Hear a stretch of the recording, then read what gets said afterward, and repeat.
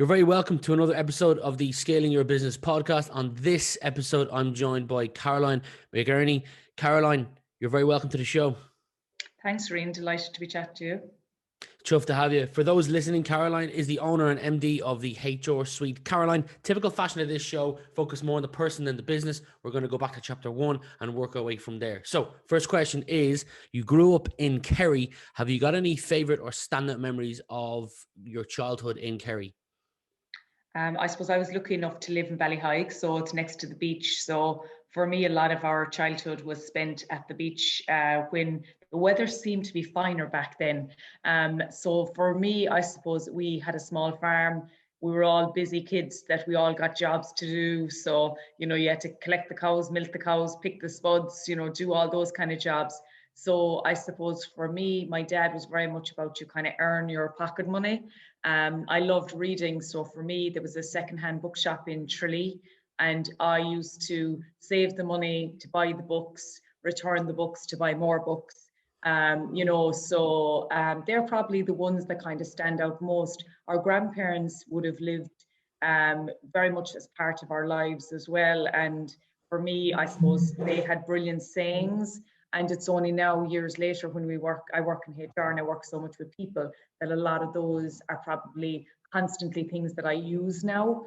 And I'd be kind of reiterating what they said. So it's amazing how it gets into the brain and it sits in there, and you can dip in and out of it later on. So they're probably the standout ones, Rian, from childhood, really. Kerry is a beautiful place. For anyone who's not been to Kerry, this audience is an international audience. If they were to end up there for a day, I know you've said they've beautiful beaches down there. What one thing do you think they'd regret if they didn't see? Oh God, Kerry is known as the kingdom.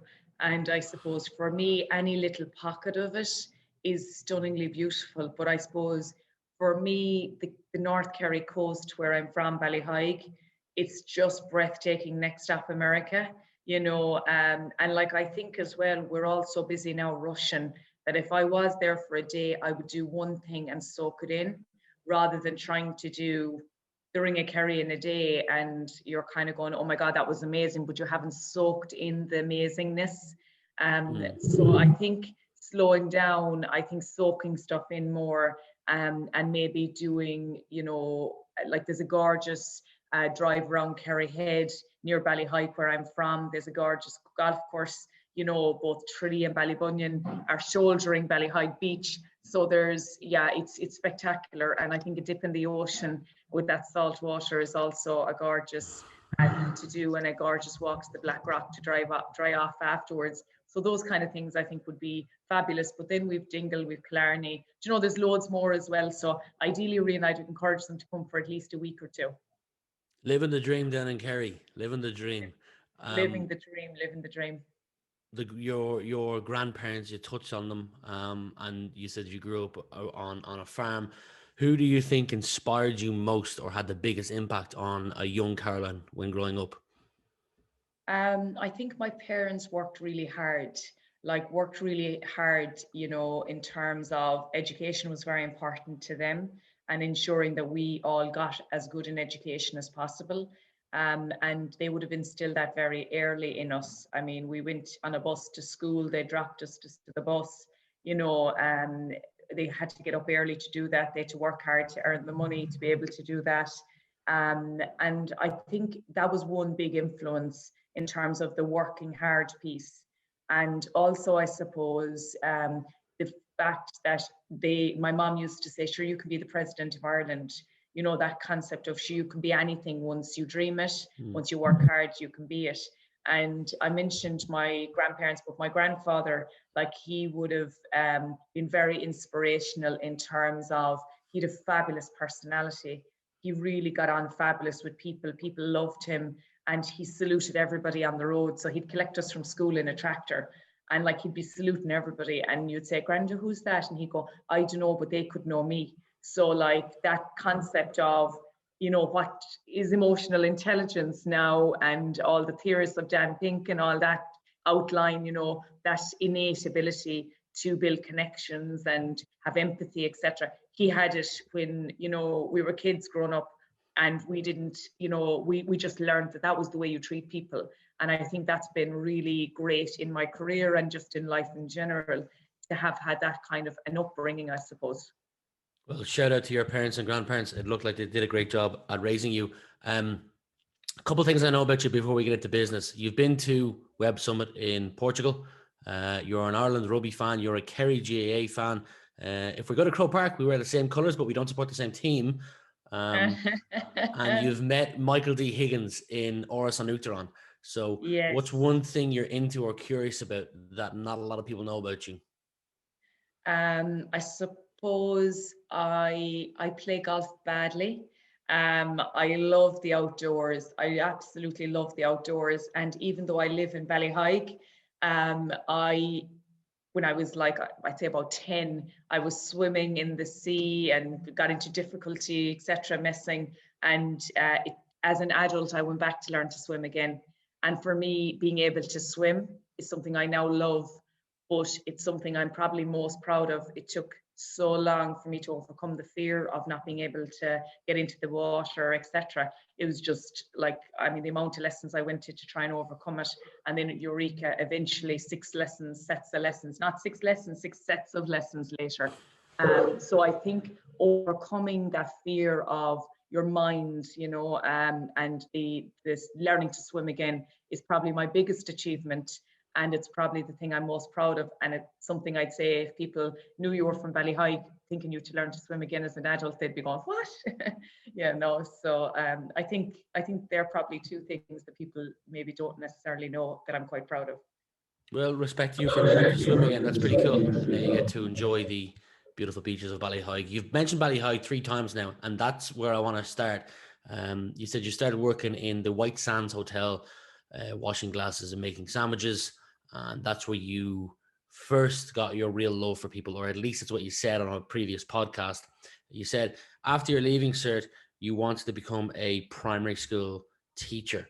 I'm kind of curious because if you look at your LinkedIn, it's all HR related. What led you from, I don't know what summer it was, but the summer of completing your leaving cert from primary school to HR? Okay, so I suppose I was really young starting school. I started school on my 4th birthday. So I did my leaving cert really young as a consequence. And that summer, like, I was going to be a teacher. That was, I got my leaving cert results, didn't really know what I wanted to do, had worked, as you said, in the White Sands, and loved customers, loved people, loved the buzz. There's nothing like the buzz in hospitality and tourism and the busyness and all that good stuff of it. But I took a year out basically and did a secretarial course. And that year that I took out, when I did the secretarial course, I ended up getting a job in Kerry Group after doing the secretarial course. And it happened to be in the HR department, which was then known as the personnel department, showing my age. And the personnel department was this mad busy, fabulous environment where I just happened to get landed. And they were in the middle of graduate recruitment. I was managing CVs, etc., etc. I absolutely loved it. The busier, the better. I just absolutely loved it. Ringing people up, organizing interviews, like, it was such a different environment, whereas now we've technology to help with so many things. Back then it was paper CVs.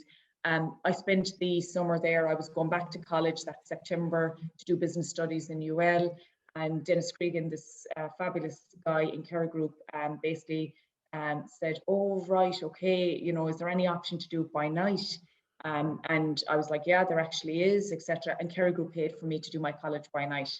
So I didn't take the typical route of going to college, and I fell into HR, went to college by night, doing my business studies and HR up to my master's level, and stayed working in Kerry Group for all that time. So, and progressed, I suppose, both, my career, but also my academic kind of, I suppose, to complement that.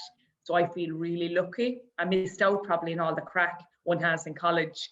But I suppose for me, it was a huge opportunity. Like, the experience I got in Kerry Group was phenomenal. I remember early on, like, I'd say it was in year maybe 2 kind of my time with them, I was responsible for going around to all the colleges to promote Kerry as the place that you should get your graduate, you should join as a graduate after. I hadn't even done year one of my degree. I was in year one of my degree at that stage.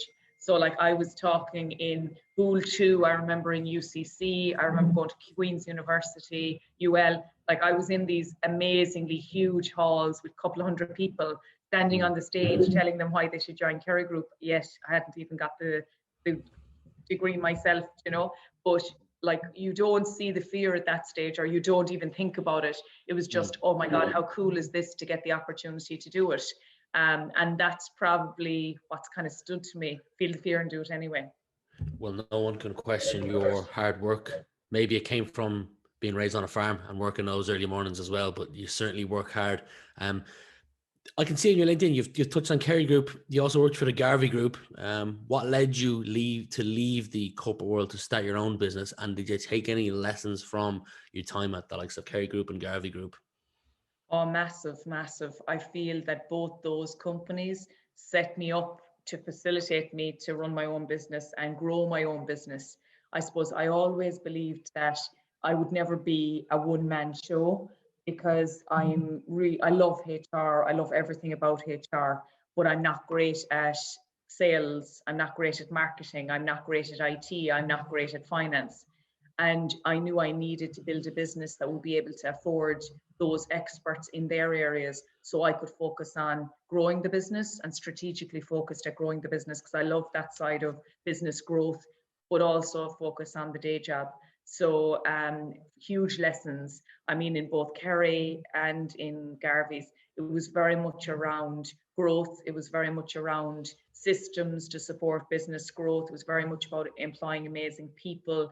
It was very much about having the bigger picture view. So huge lessons and huge opportunities to facilitate me to go on that self-employment journey that I'm now on. Now, owner and MD of the HR Suite, what's a commonly held belief about your role that you passionately disagree with? Good question. I suppose, you know, a lot of people think I work crazy hours, and I'm really passionate about trying to have a good work-life balance. For me, being self-employed is very much about enjoying the journey as well as working hard. And even with my team, I'm really passionate about them all having a really good work-life balance, facilitate as much flexibility as we can, but also try and ensure that the hours they work are very much normal hours. And I try and do the same with myself, whereas I'd say a lot of people would say, geez, Caroline works crazy hours, you know, but I don't, but I work hard when I'm working. Nice. You wrote a book on asking questions. The topic of asking questions is one of my favorite. There's a couple of exercises. Some people might call me a freak with my friends, where I have this game where I say, I'm going to ask you a question and you can only respond to me with asking me a question. And the first person to lose has to buy someone a pint or whatever. It's kind of this deciding who buys the first round. But I love the topic of asking questions. I'm kind of curious why that specific topic. I know you've written another book as well for children, more focused on mental health, but why the topic of asking questions? I suppose I'm working in HR now 25 years, and for me, a lot of the time, if we pressed pause and asked a great question, we can untangle so much. And I just think the power of questions and listening, I don't think you can do questions without the listening. I think it's powerful. Like Albert Einstein said, you know, if I had an hour to solve a problem, I'd spend 55 minutes trying to work out what is the problem. And a lot of the time, you know, we spend all our time, you know, wanting to tell people what we know, or, you know, build on what we know, or whatever the case, or presume what we know, or, you know, psychic management doesn't work, is one of the things I say all the time. Ask the question rather than presume. And I just think the power of questions, like I have 3 nieces and a nephew, 2 nieces and a nephew, and like they're just, the questions they ask are just so innocent and so powerful and so amazing. And I think for me in the job I do, whether it's mediation, whether it's recruitment, whether it's chatting to my friends, whether it's, you know, any element, I just think the power of asking questions and listening is powerful, because if you're in a conversation and you do all the talking, you leave and you know nothing new. Whereas if you ask amazing questions and make space and time to listen, I think in very busy lives and very busy worlds now, we just don't have time for anything. And I just think the slowing down and the listening and the ability to listen is really important. And I just think talking is a fantastic thing that's kind of nearly gone out of fashion. You know, it's all WhatsApps now and it's messages and it's this, that, and the other. And I just think press pause, and sometimes just the power of engagement, the power of asking amazing questions, the power of listening. Like you asked me, you know, tell me a bit about where you're from, or, you know, like what a powerful question.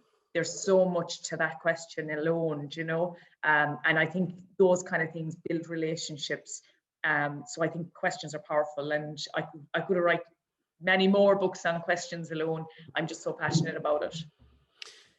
You're based in Kerry, and over the last few weeks, I've had the pleasure of chatting to business owners from the counties like Louth, Waterford, Limerick, Cork.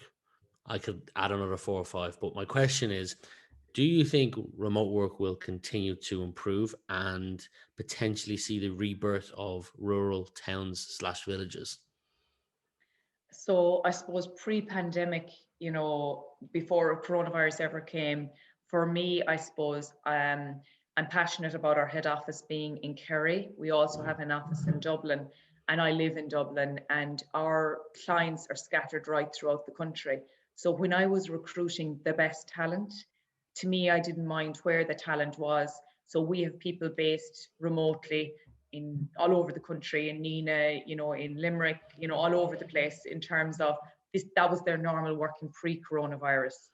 Subsequently, since, I suppose we now have a more blended approach. So it's kind of a blend of some remote working, some in the office.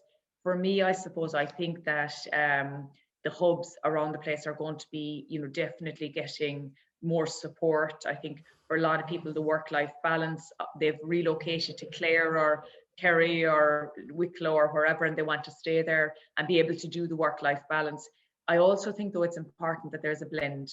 I think it's really important that you equally have some time with your colleagues in the office, because I think more natural conversation happens, more natural, you know, collaboration happens. Also, I think it's important that the informal chats happen more easily than for somebody to schedule a Zoom coffee break even. It's not the same, you know. So I think for me, the blend is the best place for where we want to get to. And for me as a business, that's where, you know, we want to be as well. You know, we've some people who work fully remotely and always have, and they come to the head office every so often. But I think in the ideal world, if you have a blend, I think it's the best of both worlds. And I think the hubs around the country are going to provide a really good team ethos for people who are solely working remotely. Over the last few years, I've had the pleasure of being in a lot of the big tech company offices, HubSpot, Salesforce, LinkedIn. And what I notice is they all have things to attract young people. I don't know whether pool tables or table tennis tables make any difference, but the question is, what do you think, or what do you see young people looking for in companies nowadays that companies can use to attract them? I suppose I think the beer fridge, the pool table, etc. I think people have no interest in those. I think that they're more a kind of a token, you know, element of fun, and I think that's brilliant if it materializes in reality. But if it's the case that you have the pool table and you have the beer fridge and the bean bags, but you're working every hour God sends, and you've no work-life balance, and you know you've no kind of balance in your life, to me then that's no good. I see for young people flexibility is number one.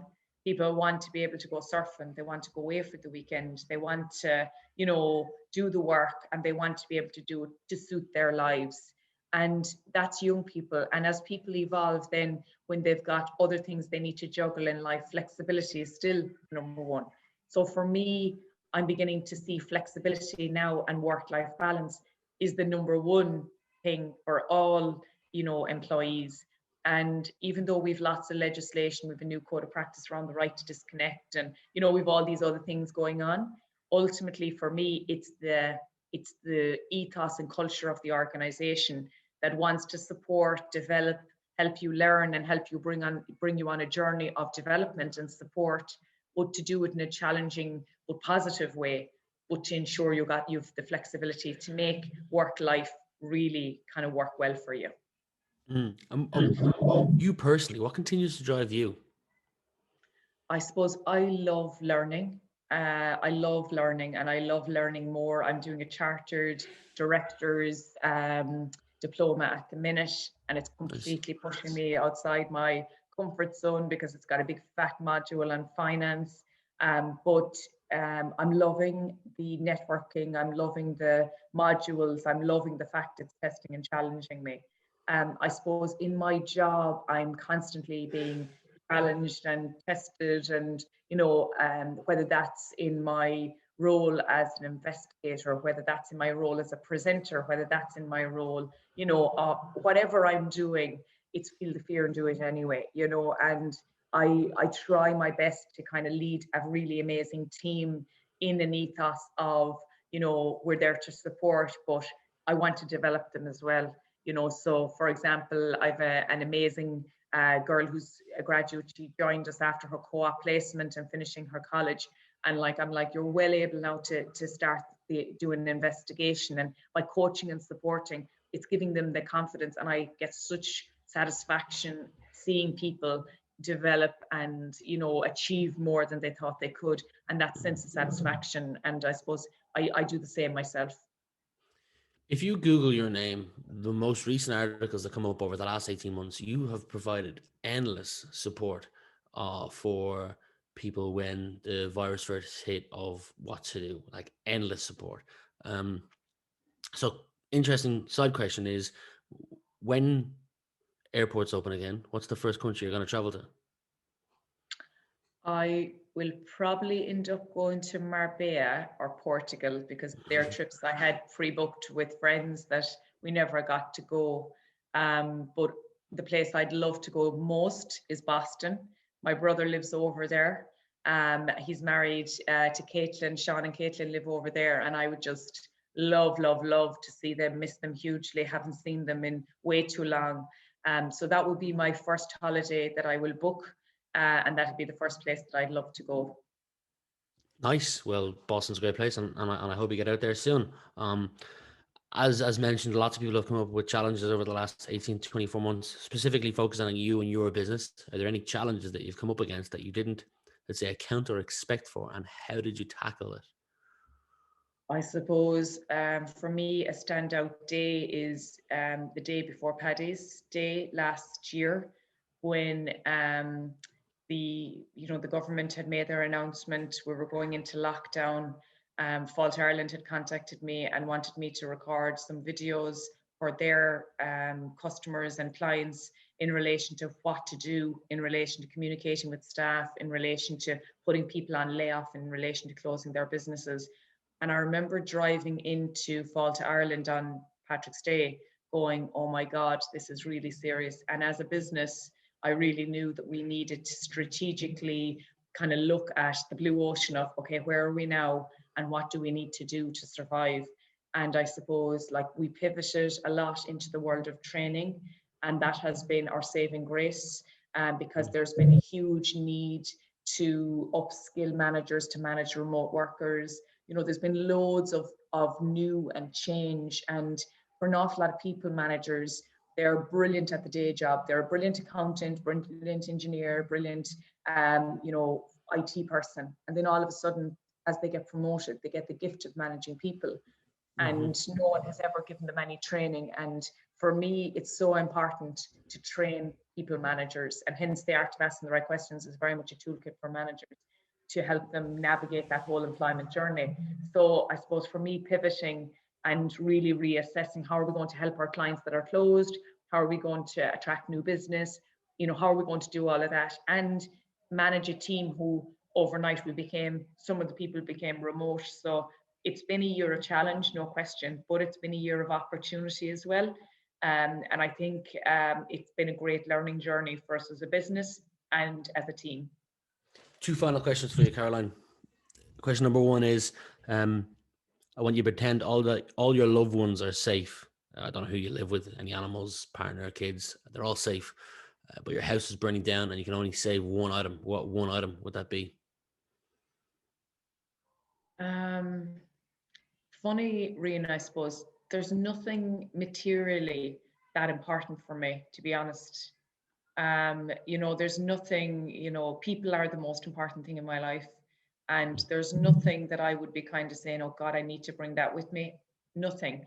Like, photos and can all be reprinted, and life is memories in your head rather than material things, I feel. And I'm all about enjoy the journey. My grandfather, just to give you one of his fabulous sayings, was you need three bones to enjoy the journey of life. You need a wishbone to dream the dream. You need a backbone to work hard and make it happen. And you need a funny bone to enjoy the lighter side of life. And Nice. I'm sure heard that from someone else, but he used to say that a lot. And, I think for me, it's kind of like, it's so true because you got to have the dreams, you got to work hard, but you got to enjoy the journey. And like, Mm. so there'd be nothing really, I'd love to pick something for you, but there'd be nothing really, I suppose my phone, if I had to pick something, just because it's got all the I know nobody's number off the top of my head anymore. So it's got all the contact numbers and stuff like that, but like you'd get those again, So I think people most important and phone if I had to bring something. I like that answer. Final question. I'd like you to imagine it's the year 2030. So right now we're in the year 2030 and you're looking back on the previous decade. What would you like? You can answer this personally or professionally, but what would you like to be looking back on? I suppose I'd like to look back on the fact that all my family and friends are healthy and happy. Mm-hmm. Um, I would like to look back on the fact that I did enjoy the journey. So that work-life balance that's so important to me, I got to make sure that occurred because I definitely don't want, I love work and I love the job I do and I feel very privileged to do it and work with so many fabulous people, both my colleagues and my clients, but I would really hope to enjoy the journey. So spending time reading books, spending time traveling, spending time at the beach, spending time getting better playing golf, spending time with family and friends. For me, the most important thing is to have no regrets about the spending of my time. That's probably the number one thing that I'd like to look back on.